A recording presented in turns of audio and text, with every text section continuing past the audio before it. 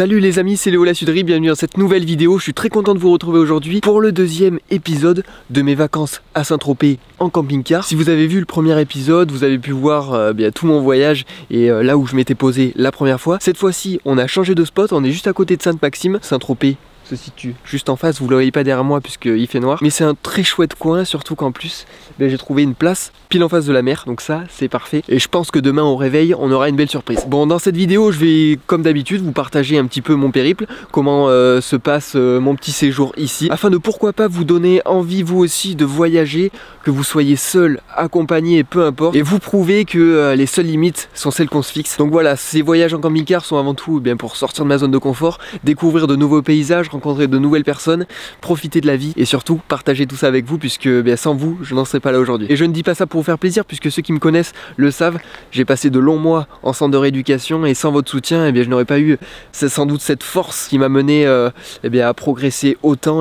Bon voilà, c'était l'instant confession, maintenant je vais pouvoir rentrer dans le camping-car. Je ne parlais pas très fort lors de cette intro, puisqu'il y a un camping-car qui s'est mis juste derrière moi. Bon, je tiens à dire quand même que c'est moi qui ai la meilleure place, puisque j'ai une vue directe sur la mer. Mais j'étais là avant lui, voilà, il faut le dire. Premier arrivé, premier servi. Moi j'étais là en début d'après-midi pour poser le camping-car, puisqu'ensuite je suis allé rejoindre mes parents et des amis qui sont en vacances pas loin de là. Donc voilà, j'ai pu profiter avec eux, c'est pour ça que je vous fais cette intro assez tard. Il est à peu près 11h30, donc je vais partager avec vous le reste de cette soirée. Demain matin au réveil, petit déj, tout ça, on se prend pas la tête, on verra bien ce qui se passe. Et oui, c'est aussi ça les vacances. On rentre dans le camping-car.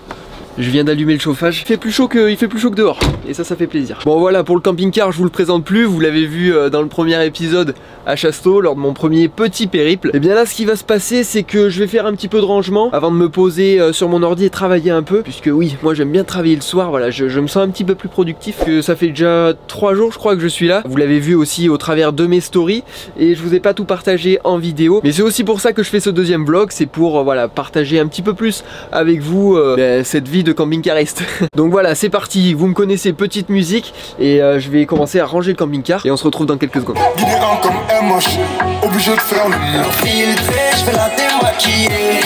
Bon, vous me connaissez, j'ai passé autant de temps à ranger qu'à danser. Bon, ça y est, tout est à peu près rangé, ou plutôt organisé.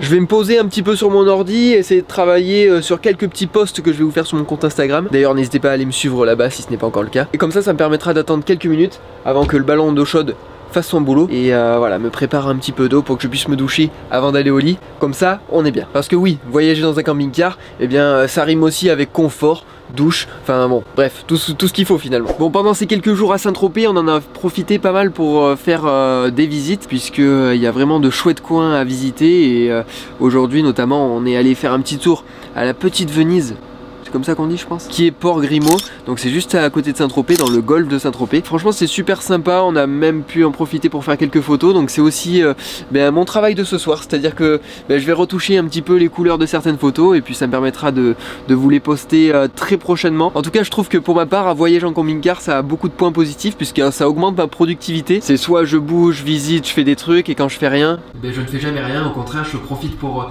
travailler sur le contenu que j'ai à poster, et j'ai l'impression que vous êtes à fond. Et ça fait plaisir, j'ai énormément d'interactions depuis que je fais mes petites excursions. Donc ça c'est vraiment cool, ça veut dire que ça vous plaît, que ça change aussi, et ça me pousse aussi à continuer comme ça. Donc je pense que dans les prochains mois, voilà, on va essayer de caler quelques destinations avec vous, puisque le but ça va aussi être de bouger, mais pourquoi pas vous rencontrer. Voilà, j'ai eu beaucoup de messages où on me dit passe dans tel ou tel endroit, c'est sympa, ou j'y habite, il y a telle ou telle activité à faire. Et ça c'est vraiment quelque chose de cool, et quelque chose que j'ai envie de faire et de partager avec vous. Donc voilà, j'en profite pour lancer un petit appel aussi, si vous êtes chaud, que la caméra ne vous dérange pas et que vous seriez prêt à m'accueillir pour faire une activité, ou alors me faire visiter votre coin, enfin je sais pas, bref, si vous avez des idées, n'hésitez pas à me le dire en commentaire. Bon, et pour l'aspect technique un petit peu maintenant, je sais qu'il y a des puristes qui vont regarder cette vidéo. Pour brancher mon ordinateur, comment je fais quand on est en camping-car, et notamment sur un parking comme ici, je ne prends l'électricité nulle part, et le camping-car doit être autonome. Donc pour recharger mon ordinateur,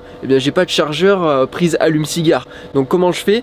J'ai un petit convertisseur que je cache ici, et qui me permet de recharger voilà, mon ordinateur, puisque ça transforme le 12 volts en 220, je crois que je dis pas de bêtises, vous me corrigerez dans les commentaires si c'est le cas, mais voilà, ça c'est vraiment très pratique. En plus de ça, il y a 2 petites prises USB, donc ça c'est vraiment cool, ça permet de recharger le téléphone, les montres connectées, les écouteurs. Aujourd'hui on a plein de choses qui se rechargent, même presque tout je dirais, donc pour moi c'est vraiment important presque primordial d'avoir ce genre de choses dans son camping-car ou dans son van ou peu importe, c'est-à-dire que ça nous permet... Et c'est à ce moment-là que les galères avec le chauffage ont commencé. Oh non. Oh non, pourquoi le chauffage se coupe là? J'espère que c'est parce que c'est arrivé à la bonne température et qu'il se coupe. Hier j'ai dormi sans chauffage, donc ça va, vous me direz, puisque je suis à Saint-Tropez, donc les températures sont quand même assez convenables. Mais je peux vous dire que la nuit, ça caille, donc j'ai sac de couchage, plusieurs couettes, ça fait l'affaire. Mais le matin, je peux vous dire que pour sortir du lit, il faut être motivé. En plus de ça, c'est pas la soirée, ma petite ring light m'a lâché. C'est plus chaud que dehors, et ça fait plaisir. Je sais pas pourquoi, c'est pas la soirée. Bon, petit update quelques minutes après. Je bosse sur mon ordi, mais j'ai débranché l'ordi puisque j'ai une petite théorie. Je pense que si le chauffage se coupe, c'est parce que je suis en train de pomper de l'électricité, enfin de l'électricité produite par le convertisseur. Donc est-ce que ça tire un petit peu sur la batterie et ça empêche le chauffage de tourner? Je sais pas. Bon, je ne vais pas vous faire perdre votre temps, le souci ne venait pas de là, donc... La seule solution d'avoir du chauffage, c'est d'allumer un petit peu le camping-car. Donc est-ce que je vais le faire? Ouais, complètement. J'ai envie d'avoir du chauffage, je peux pas passer une deuxième nuit sans chauffage, donc je pense que ouais, je vais être obligé de démarrer le camping-car quelques minutes, histoire de recharger un petit peu, du moins allumer le chauffage avant que j'aille au lit quoi. Puisque voilà, on essaie de partir en vacances pour se faire plaisir et pour passer du bon temps, pas pour souffrir dans le froid. Et je suis désolé pour tous les écolos, mais je vais faire tourner le moteur pour mon bien-être personnel.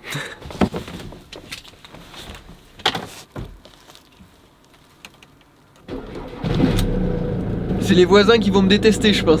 On va voir si le chauffage se met en route et fonctionne. Je pense que c'est ça. Mais si on peut avoir un petit peu de chauffage avant de dormir, ça serait pas du luxe. Donc ça c'est le petit tableau de bord, j'ai envie de dire, c'est ce qui va nous permettre de savoir où en sont les niveaux de batterie, d'eau, quoi d'autre encore, la batterie du camping-car qui va permettre de justement démarrer le moteur, qui est encore différente de celle de la pièce à vivre, j'ai envie de dire. Donc voilà, plein de petites indications qui sont très importantes au bon fonctionnement du camping-car. Et je sais pas si on l'entend à la caméra, mais le chauffage c'est bel et bien relancé. Donc voilà, tout s'explique, on est sauvé pour ce soir, en espérant bien que la batterie ne se vide pas trop vite dans la soirée, que je puisse avoir du chauffage toute la nuit, j'espère. Mais bon, on va pas trop en demander, déjà on en est un petit peu maintenant, c'est déjà le top du top. On est en train de réveiller le voisin à minuit avec le moteur, mais bon, faut savoir être un petit peu égoïste dans la vie quoi. Bon les amis, ça y est, je viens de couper le moteur du camping-car. Normalement ça a dû recharger un petit peu de batterie, je l'espère, je vais regarder ça de suite. Ça a rechargé 2 barres, donc ça a rechargé les 2 barres sur 3. Est-ce que ça va tenir toute la nuit? Ça j'en doute, on verra ça. Peut-être que je vais me retrouver sans chauffage en plein milieu de la nuit, je vais me retrouver comme un glaçon. Mais en tout cas voilà, ça fera une expérience supplémentaire. Qu'est-ce que vous voulez que je vous dise? Faut tirer du positif de tout.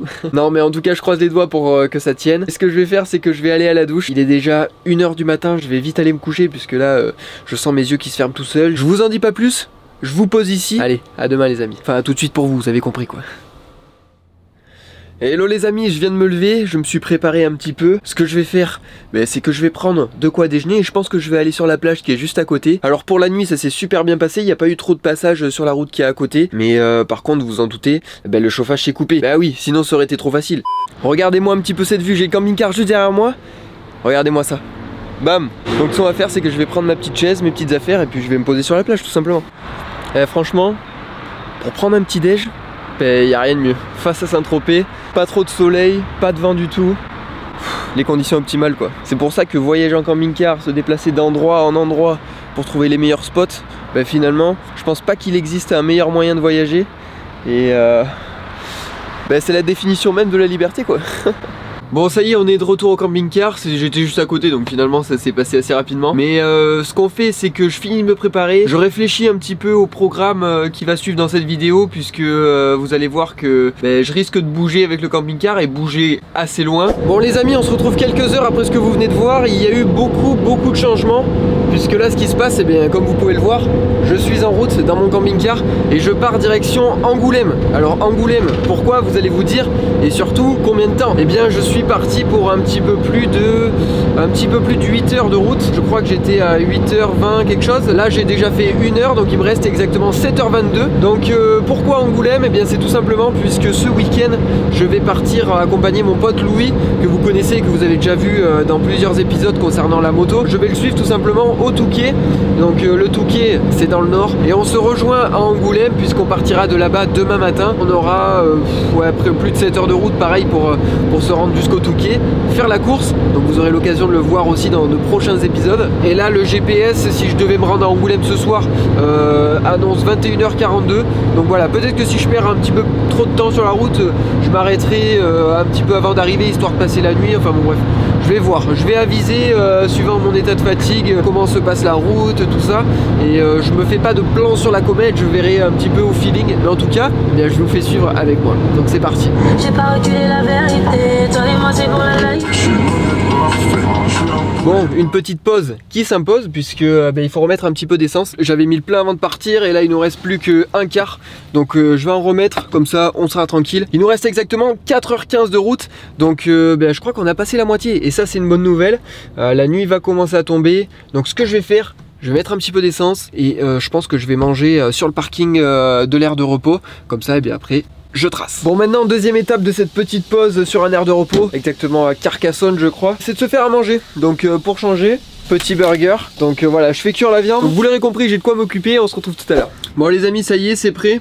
Petit burger avec du cheddar, tout ce qu'il faut. Et puis on reprend la route. Allez, bonne app. Bon ça y est, je viens de faire mes petites stories pour vous informer de où je me rendais, puisque vous vous dites Angoulême, mais qu'est-ce qu'il va faire Angoulême alors qu'il était à Saint-Tropez, il faisait beau machin. Donc je vous ai tout expliqué dans ma story. Et puis là il est l'heure de repartir, encore 4 heures de route, j'espère arriver ce soir. Donc c'est parti, assez parlé, je reprends la route et puis on se tient au jus.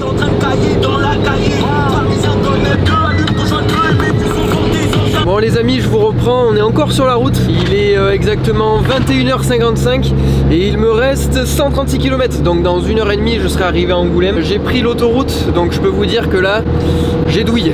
J'ai douillé puisque avec le camping-car c'est plus cher qu'une voiture. Je crois que là on a passé les 120 € de péage pour la route Saint-Tropez-Angoulême. Et encore on n'est pas arrivé, je croise les doigts pour qu'il n'y en ait pas d'autres. Donc je propose qu'on se reprenne une fois qu'on arrive sur place. Bon ça y est les amis, après plus de 8 heures de route, je suis enfin arrivé à Angoulême.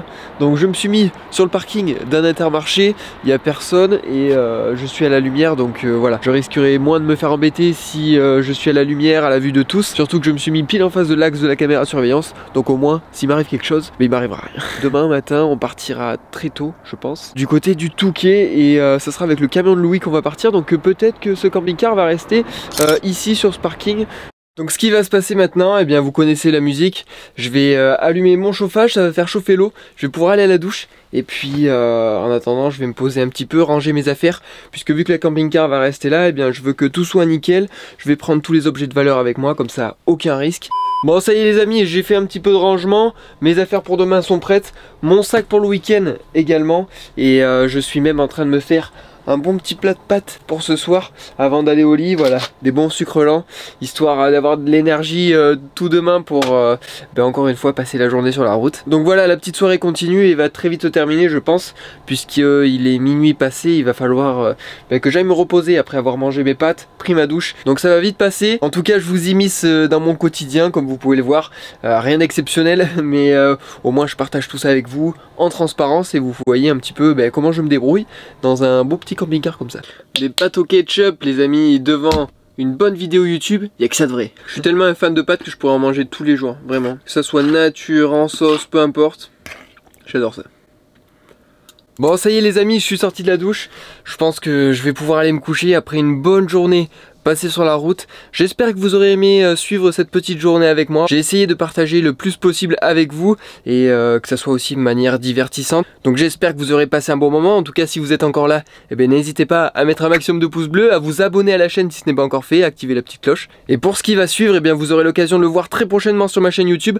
Donc restez connectés, je ne sais pas trop quand ça va sortir, donc raison de plus pour activer la cloche. En tout cas moi je vais aller me coucher, je vais essayer de trouver le sommeil et qu'il soit le plus réparateur possible puisque demain, grosse journée sur la route. Et ensuite on enchaîne sur les épisodes à l'Enduropal du Touquet avec Louis et Eli. Donc j'ai très hâte que vous voyez ça, j'ai très hâte d'y aller aussi. Donc je vous dis à très vite pour une prochaine vidéo. Merci de m'avoir regardé, c'était Léo La Sudrée.